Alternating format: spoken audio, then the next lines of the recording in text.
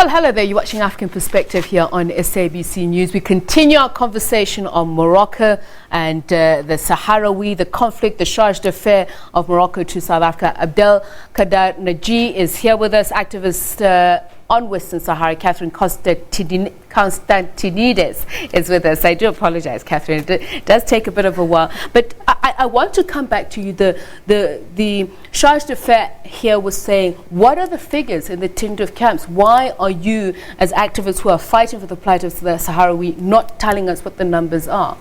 Those numbers have become available in during the period of this year, and those numbers are available because aid depends on those numbers. It's not about hiding these numbers. However, we can't. These numbers, I can't give you the official numbers, but the people in the camps are nearly 200,000 people across the 5 camps in Tindouf. And two other things I wanted to mention were the fact that MINURSO, which is Sherwin also referenced MINURSO, which is the peacekeeping envoy, does not monitor human rights in the occupied territory of Western Sahara. Our charge d'affaires does not even use the word Western Sahara. He keeps referring to Moroccan Sahara. For the negotiations and the talks in December to be successful, we need to be able to have these conversations. We've got a tweet. Let's quickly look at that, and we'll come back to you, Mr. Naji, and see what the people are saying. And I think it's a very contentious issue. The world must stand up and protect the people of Western Sahara. Morocco must be ashamed of itself. How do you answer to that, Mr. Naji? Do you carry any blame at this point? See, there was no country who claimed this territory before 1975. Only Morocco. Is that really true? Yeah, it was true. Under Spain was under Spain protectorate. Yes, but you should go to history itself, because Morocco. You see, Morocco is an old state, and Morocco has known or did know 3 colonizations: Spanish, French, and international in region of Tangier. So when we got our independence in 1956, we got it step by step, not at the whole. We got Sidi Ifni later, then on the but why did Spain relinquish the Sahrawi in 1975 if that is the case? But there was no Sahrawi. Even Polisario didn't exist before that time. It existed afterwards. So where were they before? Why didn't claim their independence before? Why only one that United time? Nations recognize the problem is that maybe to understand, to move to another subject. The problem is that between Morocco and Algeria, the Sahrawi just they're in between. If we can discuss with the Algerians the problem, we can solve it. So you believe Algeria is the problem? It is a problem. Algeria is the problem. It's the main stakeholder. Sahrawi is a small number. And most of them, even the former president of Polisario, Sahrawi, was Moroccan, wasn't Sahrawi. His father used to be a soldier in the Moroccan army. Allow Catherine to, Ms. Constantinides, I see your jaw is gaping there at that point.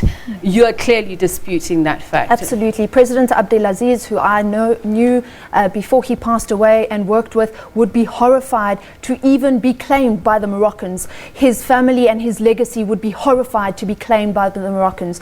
In 1975, when Spain moved out as the colonial power, and there was the Green March that had to force Sahrawis to flee.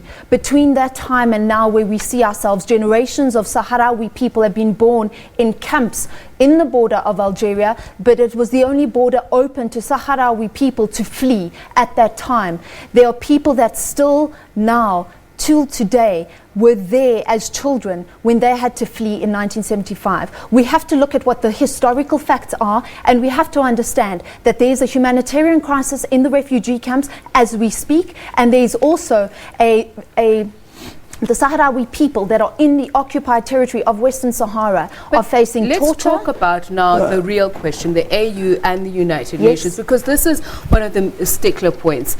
Are they doing enough? You're saying, Mr. Naji, that Algeria is a problem. You're saying that the UN has never recognized the people of the Sahrawi, including their bid for self-actualization. But as of 2017, the UN never recognized Moroccan sovereignty over the Sahrawi. Are they doing enough to bring you together?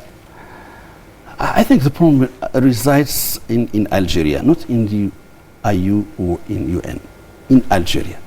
If the Algerian regime wants to solve the problem, it is solved. What should they do to solve the problem?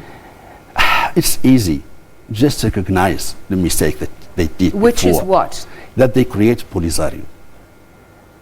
You see, the issue of Sahara is the problem of the Cold War. We belong to two blocks: the Soviet, the Communist, and maybe the American or the West, or etc. So that was the problem, and still persisting now, because we didn't understand, or the Algerian regime didn't understand that time comes to understand that what is ideological is Okay, out. let's quickly read this tweet that has come through, and then we'll come back to you, Ms. Constantinides. The Moroccans are trying to cover up that they are the last colonizers in Africa. They should be held accountable, and the Western Sahara should be given back to the people of Western Sahara, the Sahrawi people. Ms. Constantinides, has the AU, has the UN done enough? Because it would seem, according to observers, at some point they fluctuate in terms of whom they lend their support to. Are they being consistent? They have not been consistent. There has been no political will to solve the outstanding issue of Western Sahara. The issue and conflict of Western Sahara is the longest outstanding issue on the UN agenda. Second to that, when we come to the African Union, this is an African problem that should have been dealt with decades ago by the African Union. But in early 2017, when the readmission of Morocco back into the fold of African Union happened, there were no terms and conditions. A huge fault, a huge body with no teeth to solve African problems. We need to scratch at the surface of where funding comes from for a body such as the African Union. We can then understand the agenda that is put forward and what is dealt with. Which is certainly a question we'll need to ask at some point. In a word, Mr. Naji, do you want the language changed at those talks in Geneva? Do you want any changes made to the text before you negotiate? I think there is some good news that the UN and the special envoy or the personal envoy has involved Algeria. So it's a very good step, because Algeria is the main stakeholder. But there is one thing. You said that there is the last colony in Africa. But if I follow that logic, there is something else. There is Kabylie in Algeria, the Republic of Kabylie, Algeria. Also, it's not thousands, but millions. You know that 8 million, they are looking, and also the Caprivi Strip in Namibia. So I'm going to they are have the to leave same. it there. It's a great it's the discussion. same. Yeah, but it's the same. Unfortunately, we have run out of time. The Charge d'Affaires of Morocco to South Africa, Mr. Abdelkader Naji and Catherine Constantinides, who is an activist on the people of Sahrawi. Well, that's African perspective for now. We'll be back in just a moment. But just to let you know, next week we take a look at Ethiopia's Prime Minister's appointment of the new cabinet that is half female, putting women in charge of security positions, including that of defense and peace and security.